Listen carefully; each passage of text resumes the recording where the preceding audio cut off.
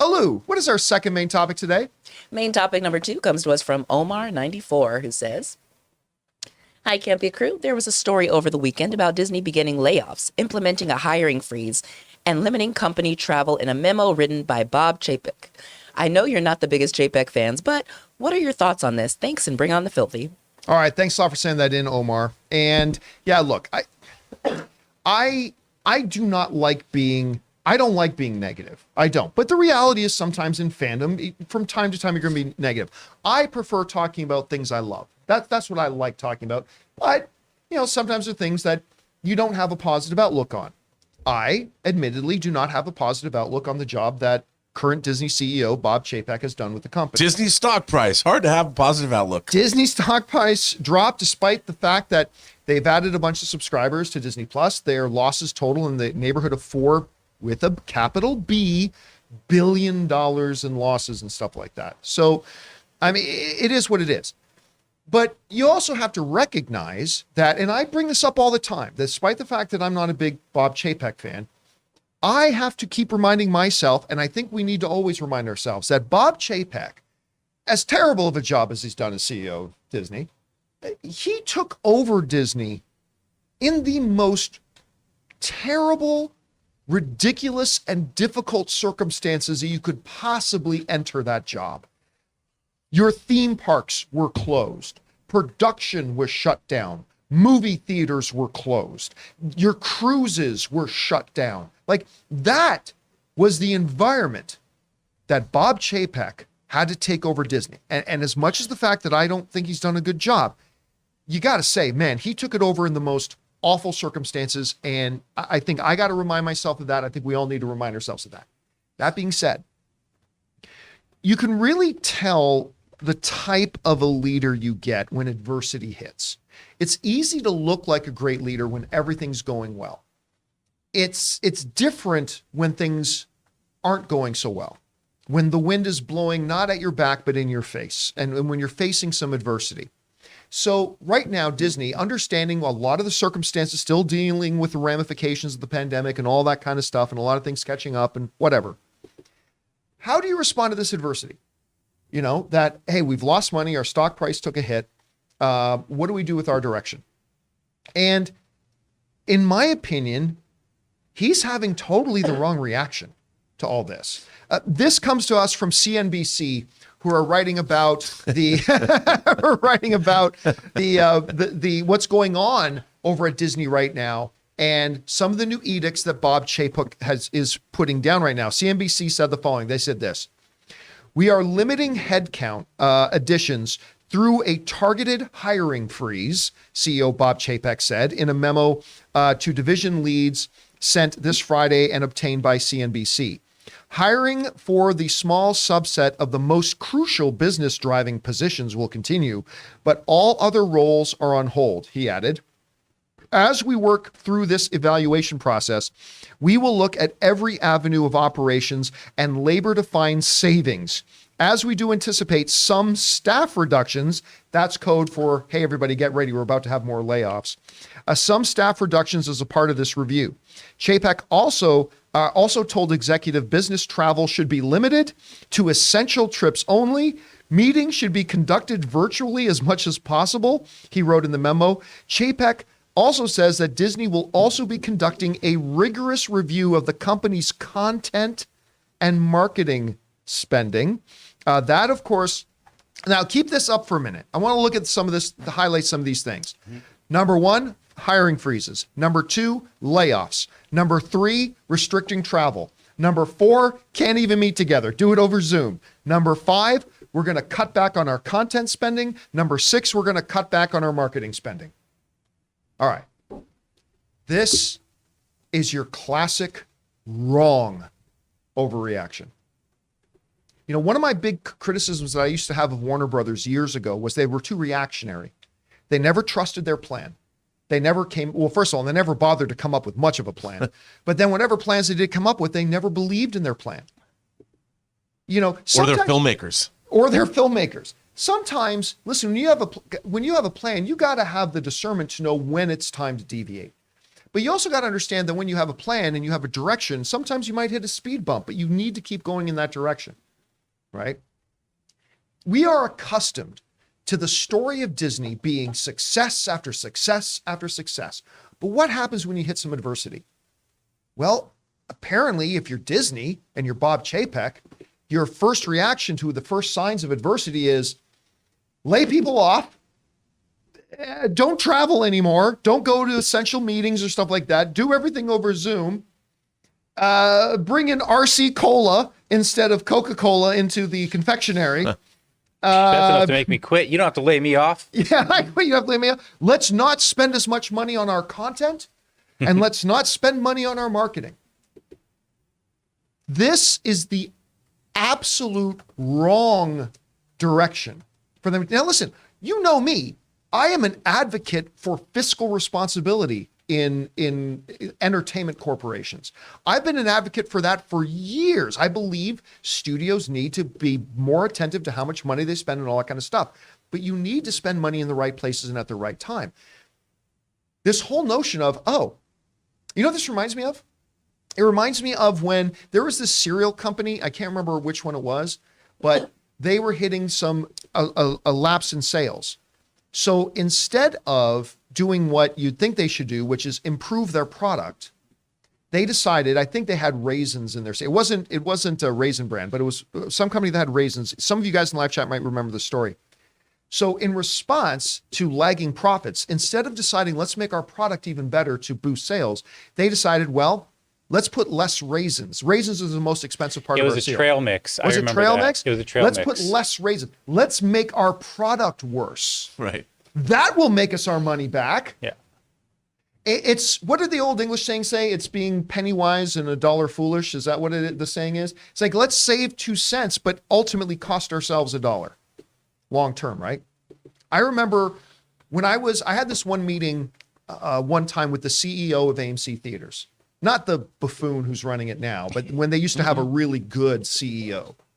And I remember sitting down, I had breakfast with the CEO of AMC, and we were talking about our budget at AMC Theaters, at AMC Movie News that I was running at the time. And when we were looking at the structure and the numbers that we had at the time, you know, he was like, well, let me ask you, John, let me push you on this. He would always, I love that term. He would always say, let me push you on this.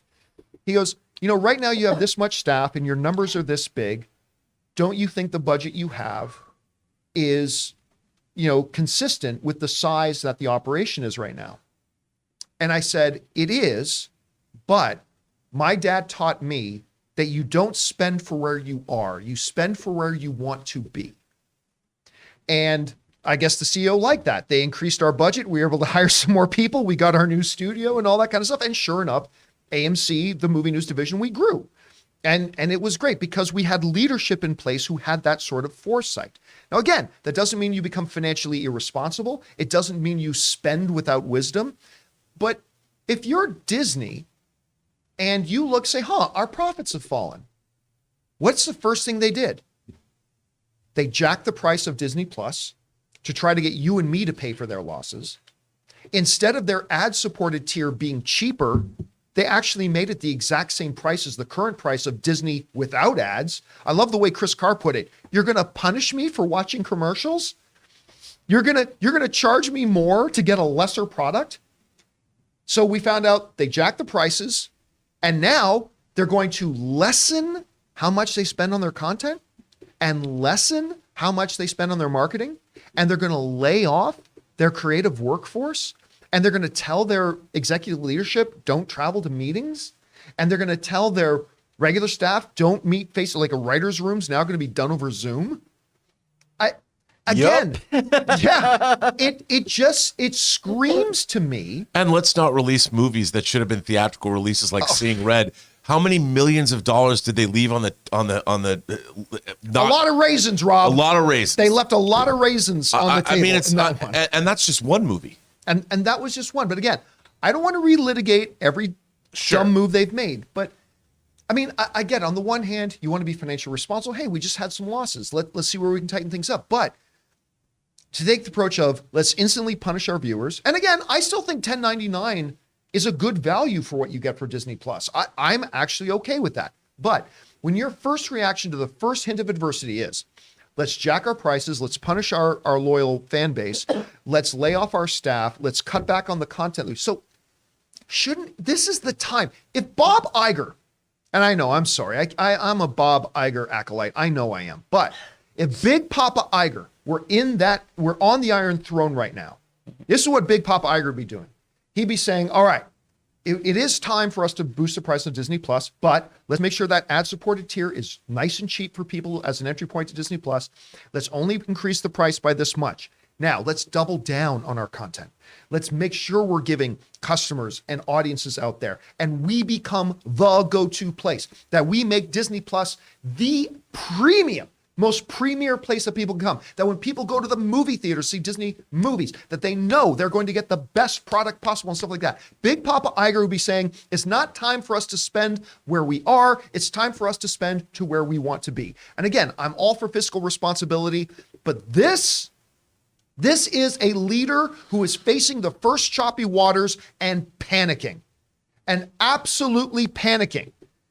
This is thinking about tomorrow, not thinking about 2 years from now. And that's the difference between Chapek and Iger. Iger was always thinking 3, 4, 5 years down the road, where Chapek is just like, how bumpy's the road right now and what should we do? And it's just, as a fan of Disney, now I know I've said a lot of negative things about Disney over the past while. I know that I have, but you guys also know that at my core, I am a Disney fan. I am. As a fan of Disney, this is very disheartening to see. And I just think it's a tremendous mistake they're doing. Guys, we want to thank a sponsor of today's video, Mint Mobile. This holiday season, the best deal in wireless can only be found at Mint Mobile. Right now, when you switch to Mint Mobile and buy any 3-month plan, you'll get another 3 months free. As the first company to sell premium wireless service online only, Mint Mobile lets you order and activate from home with eSIM while saving tons on phone plans starting at just $15 a month. Guys, you know I've been using Mint Mobile long before this holiday deal, and I have to say, it is the perfect time to switch. Since I switched to Mint Mobile, I've been spending 1/3 of what I used to spend on my mobile service with the other big name company. And with this buy 3 months, get 3 months free, not only is it a great choice for you, but it makes great gifts for the people you love. Mint Mobile's best offer of the year is here. By going online only and with eSIM and eliminating the traditional costs of retail, Mint Mobile passes those significant savings on to you. All of their plans come with unlimited talk and text plus high-speed data delivered on the nation's largest 5G network. You use your own phone with any Mint Mobile plan and switch easily and effortlessly with eSIM. Or if you need a new device, for a limited time, get 6 months of free service when you buy a selected device and plan. So guys, for a limited time, buy any 3-month Mint Mobile plan and get 3 more months free by going to mintmobile.com/Campea. That's mintmobile.com/Campea. And Rob, you've worked within studio systems before. You've worked on these lots and stuff like that. You've seen adversity come into this. What do you think about these moves that Bob Chapek is making right now for Disney? Well, look, the thing about these studios is that there is a culture of fear that exists. Everyone's always afraid for their jobs all the time because one bad decision could end your career and follow you around for the rest of your career. So they hang on for as long as they can, making these decisions, whether some are good, some are bad. But the entire culture of this, I mean, Bob Iger worked in the entertainment business since he was young. He had a holistic understanding. I think the problem with Bob Chapek is he only really has worked in one area of the business, and he came up because he was there for a long time, and he gets put in this position. I don't think his skill set was developed in such a way that he's able to navigate these waters as effectively as someone like Bob Iger, somebody who met talent like Frank Sinatra early on in his career and worked his way through many different facets of the industry before he landed where he is. Bob Iger comes from theme parks. For instance, how are those theme parks doing? They keep raising prices. Here in California, let's get rid of this. Let's get rid of that. Let's take this tier away. You don't even want to go to Disneyland anymore. Nor do You're I. a huge Disneyland fan. Nope, I canceled my Disneyland membership. I don't go anymore. I literally still don't know how to go to Disneyland. I don't know what you're supposed to do to go. No, you're not wrong. I've talked to other people who goes, I don't even know how you go to Disneyland. And then how do I ride rides? I don't know. I should be able to go and just ride. Right. Well, that's another thing. They've changed. That's something else people are talking about. What is their theme park business looking like now?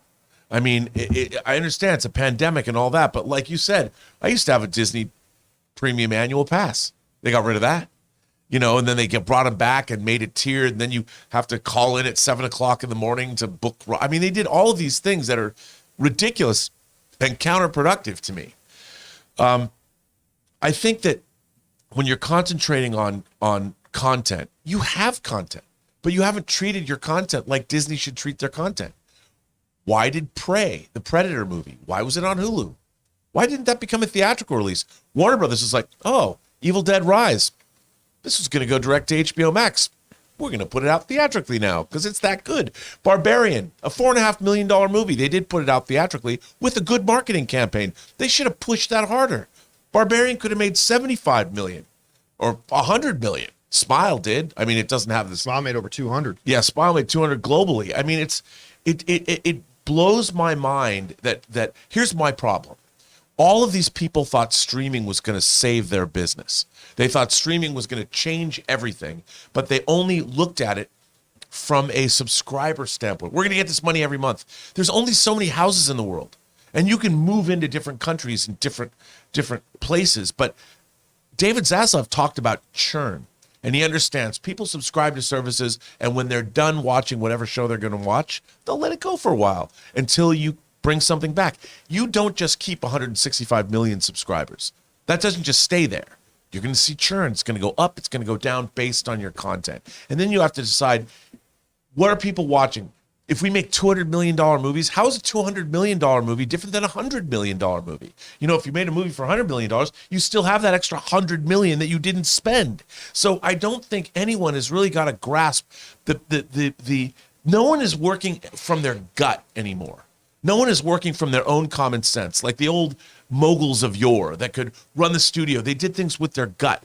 A guy who runs a studio, Bob Iger, goes, George Lucas might sell Star Wars. I'm going to go get that. That was something he probably decided. No one told him. He didn't have a bunch of people, advisors going, Do you remember how much they spent?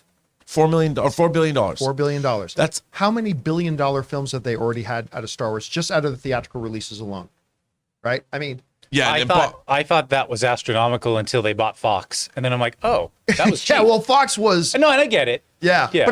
But this is all systemic, Rob, too, remember, hey, I'm not going to let myself off the hook for this. When they first hired Bob Chapek, I was like, I think this is a good hire, because on paper, it was a good hire. Where I started realizing, hey, what the hell's going on here? Ever since he made those moves where he took power away from the creatives in the company, and he started creating new layers of middle management where he had business people now having decision-making authority over the creative forces, over the individual studio heads like Kevin Feige and stuff like that. I think this is just a systemic inevitability result that we see as something coming from that. So I don't know. Where do you see them going from here? What do they need to do next? Look, I don't think running corporations like corporations at the head. The person at the top has to be patent. Has to be somebody that thinks creatively. You don't have a bunch of consultants that you have to know. Chapek doesn't have that. He never had that. He did not learn all the skill sets he needs to run the studio. I think, and it's interesting because you look at Chapek and Zaslav, and I think of Warner Brothers and Disney. They're right down the street from each other. Yes, they are. So like just a few blocks over. It's really interesting to see, watching Zaslav talk, like, we've discovered that streaming, he's making all these cuts. And, I'm not saying, I don't know enough about his history. I've never worked for David Zaslav. I don't know but it seems to me he comes in, just the fact that he goes and talks to a bunch of people, and then goes, I've listened to everybody, and I'm going to make the decision. That's the difference. All right, guys. Question is for you. What do you think about this? At Disney, after a not so positive financial picture that got painted, they are freezing hiring. They are doing layoffs. They're going to cut back spending on their content and on marketing, limiting travel for a bunch of other things, and who knows what else. Maybe some people are thinking this is the right move. This is being financially responsible. I'm all for being financially responsible. Maybe you're like me and you think this is being way too overreactionary. Whatever you guys think about this, jump down to the comment section below and let us know your thoughts.